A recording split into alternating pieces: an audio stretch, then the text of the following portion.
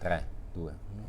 Allora, sono molto contento di avere Pasquale Plazzino qui all'Hot Corner. Come stai, Pasquale? Molto bene, grazie. Allora, Pasquale è alla Festa del Cinema di Roma con due progetti diversi, però che hanno un fil rouge volendo, Vita da Carlo, che è la serie su Carlo Verdone, in cui Carlo Verdone interpreta Carlo Verdone, e il documentario su Caterina Caselli, che ripercorre tutta la sua vita, insomma.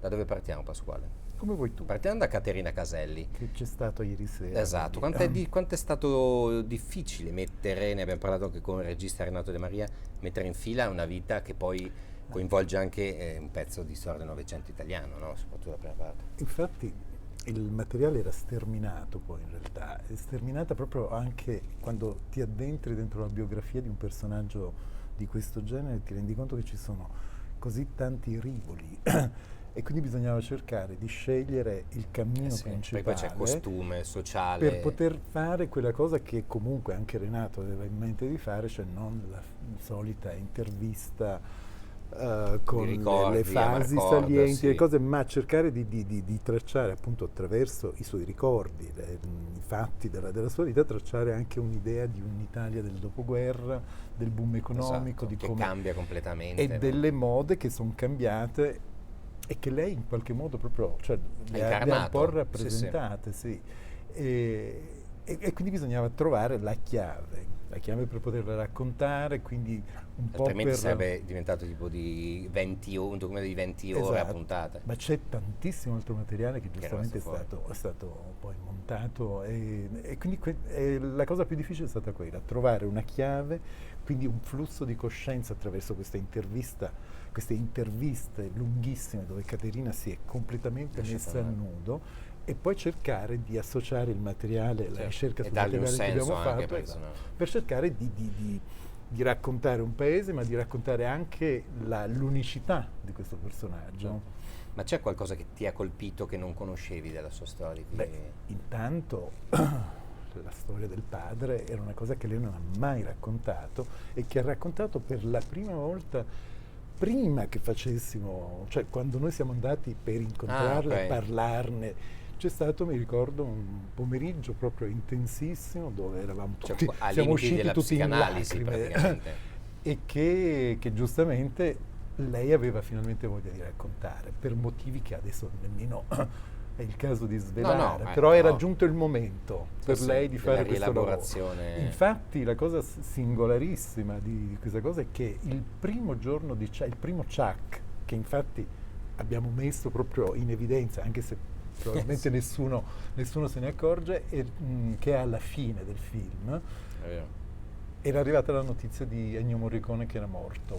Quindi ancora una volta quella frase che lei dice, con cui giustamente abbiamo voluto un po' concludere, che ogni volta che lei ha una grande gioia c'è sempre come un ritorno stranissimo di Un qualche dolore. cosa che la riporta ad una ferita, ad un dolore Come se che alla fine venisse ammantata dal dolore anche e la che un gioia, po' la storia, secondo me la ferita del padre è una cosa che che è rimasta lì. è rimasta lì. Che è quasi poi anche da film proprio Esatto. fiction, no? Paradossalmente. Cioè, E quando- quindi questa è una cosa Tra l'altro che Renato è colpito anche molto dal materiale di repertorio che avete scelto, ci sono delle immagini, Celentano Gaber, veramente bellissima dalla qualità, beh, perché la c'è una grande qualità anche del repertorio della RAI, sì, lui per, diceva. per essere un repertorio di quegli anni lì è abbastanza, anche se è stato fatto anche un po' un lavoro In di post-produzione. correzione, sì, di alcune dove si poteva fare. Però ho trovato veramente anch'io proprio un materiale inedito. Sì, appunto, poi quegli anni sono stati Dove uno poi, per frequentati. esempio, un ragazzo diceva l'altra sera, dopo la proiezione Madame Francesca, diceva, io sono colpitissimo dalla potenza anche di quei set televisivi, set diceva proprio scenografici, di costume, erano dice, sono delle cose modernissimi. di una bellezza. Erano moderni, Quindi è sì. molto bello anche che una giovane, una generazione Sì. che si affaccia in questo momento, che si rivede in quelle cose lì. E lei, per esempio, un'altra cosa che mi è piaciuto tantissimo e mi ha colpito, dice, mi piace molto l'idea, perché ce l'ho anch'io, questa cosa di voler vedere il talento degli altri. Vedi che quello che infatti Caterina Casella ha fatto benissimo. A me ha colpito molto la modernità della figura di Caterina Caselli, no? Sì, no, decisamente. Vista Poi- oggi, cioè nel 2021 sono cambiate un sacco di cose, però comunque Poi lei c'ha, secondo me, una grande particolarità, per esempio parlando di Mina, no? Mina è una che è diventata la cantante gigantesca che è e che si è sottratta poi a un certo punto da tutto il circo mediatico, Esatto, continuando però a fare un disco all'anno, continuando ad essere tra Dylan e Greta Garbo, no? Cioè, non continuando ad si è fatta essere vedere. cantante E a esserci poi. mentre invece Caterina ha fatto una scelta totalmente proprio, non dico diversa, infatti lei detesta quando qualcuno dice sei diventata un'imprenditrice, no, dice non sono diventata un'imprenditrice, sono una produttrice creativa musicale che in realtà è la definizione giusta, cioè ha continuato la sua creatività ad espandersi in quello che ha fatto poi attraverso e scegliendo la casa poi, discografica. E questa è una cosa, secondo me anche questo aver avuto anche il coraggio di smettere in quel modo lì l'ho trovato anche una scelta un po' salinghe, un po'. Senti Pasquale, invece su Vita da Carlo hai fatto un lavoro con Nicola Guaglianone. Allora, pure. Nicola Guaglianone e Menotti avevano comunque avuto l'idea con Carlo mentre lavoravano all'altro film, quello dove non c'ero io, e quindi hanno buttato giù l'idea di questa serie. Carlo che interpreta Carlo. Carlo che interpreta Carlo, quindi che cosa succede ad uno così popolare, soprattutto all'interno della città di Roma, che cosa può succedere? Quindi c'era questa idea che funziona moltissimo, che basta pochi, che in controluce anche un modo di come posso dire, di una critica intelligente a come la politica oggi viene considerata. Improvvisamente per una frase che uno può dire in un certo contesto e per il semplice fatto che sei ripreso dal telefonino di qualcuno che la mette in rete e che diventa, come si dice oggi, virale, che odi questa parola. Detesto. Si vedeva il modo in cui l'hai detto. Sì, quel video è diventato virale. E quindi improvvisamente la politica alta fa la proposta a Carlo di diventare sindaco di Roma, di candidarlo alle elezioni. Adesso non svelo il perché, il per come, però è incredibile come la politica, per un video che ha avuto le famose visualizzazioni, diventa improvvisamente un personaggio da candidare per governare una città. Quindi vuol dire che non ci vuole più. Sì, che vuol dire che non ci vuole più nulla per fare le cose, che non c'è nessuna competenza, nessuna. E quanto è stato difficile però, perché all'apparenza sembra banale, in realtà è proprio l'opposto, cioè scrive una sceneggiatura in cui Carlo Verdone interpreta Carlo Verdone e fa cose da Carlo Verdone in maniera naturale, però non fingendo di...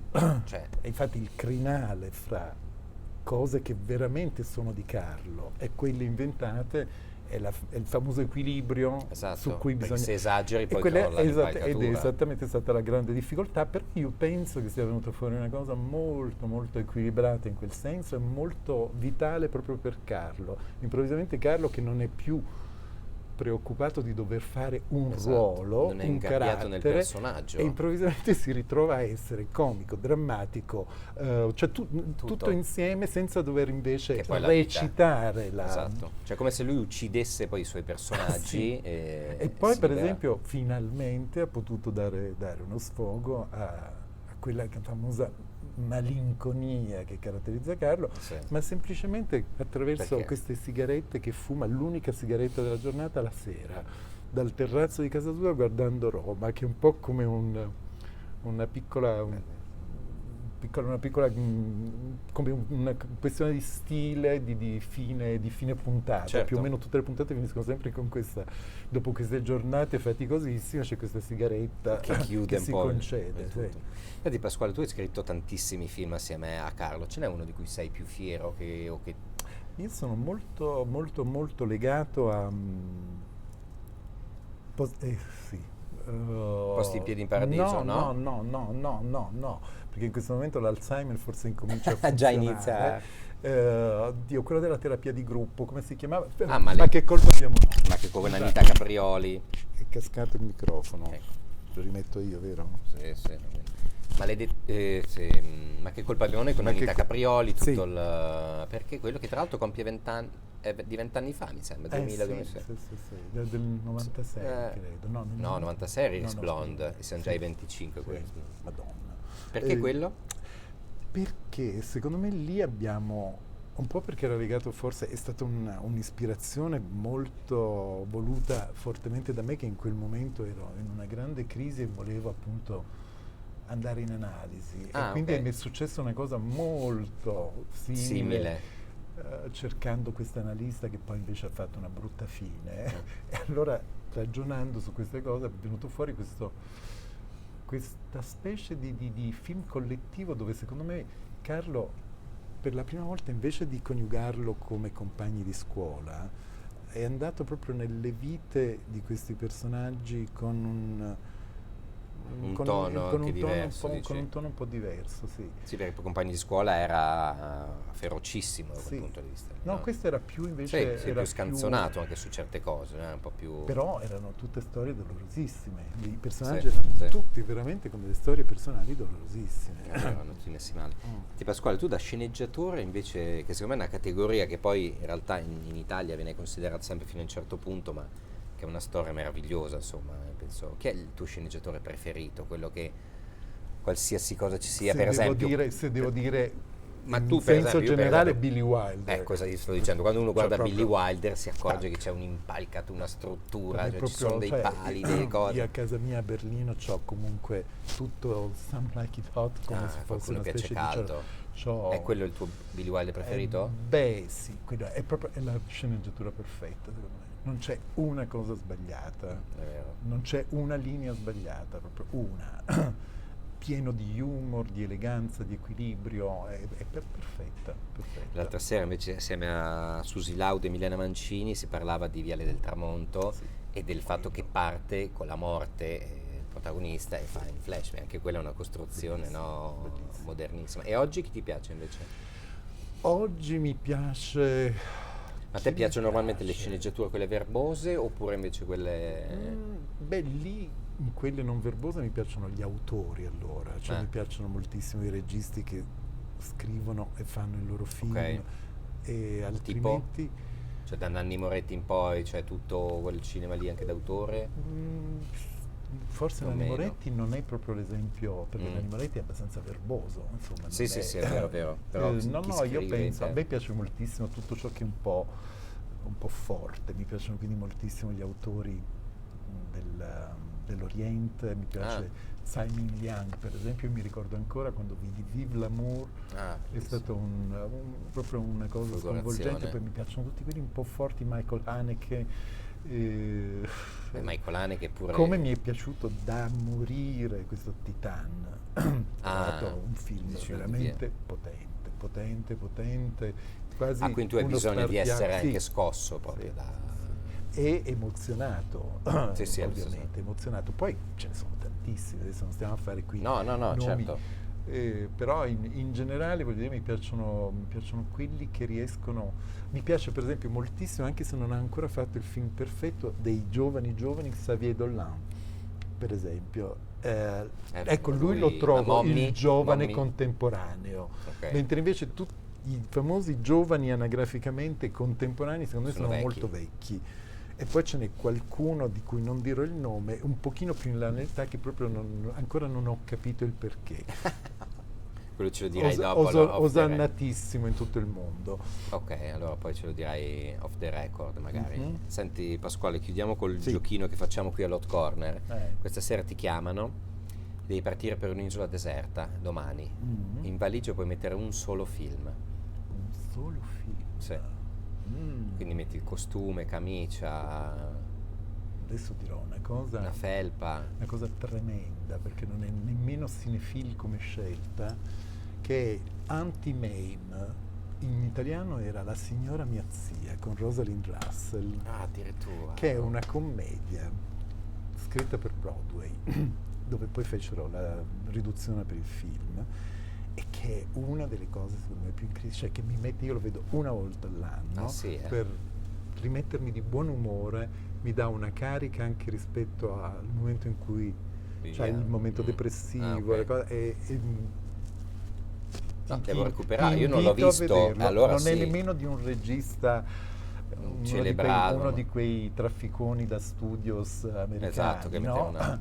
Ma a parte che è esilarante, ma nello stesso tempo è commovente, nello stesso tempo è il ritratto tra l'altro di una generazione che si ritrova perché è ambientato poi con il crack del 29, quindi tutti i ricchi che diventano poveri, cioè c'è tutto il rimescolamento, ma in una chiave ovviamente leggerissima, ma è bellissimo, vi invito a vederlo. Cioè se devo andare in un'isola deserta io ho bisogno di vedere, ho bisogno di vedere quel di Adamo, come Susanna, quel mood lì?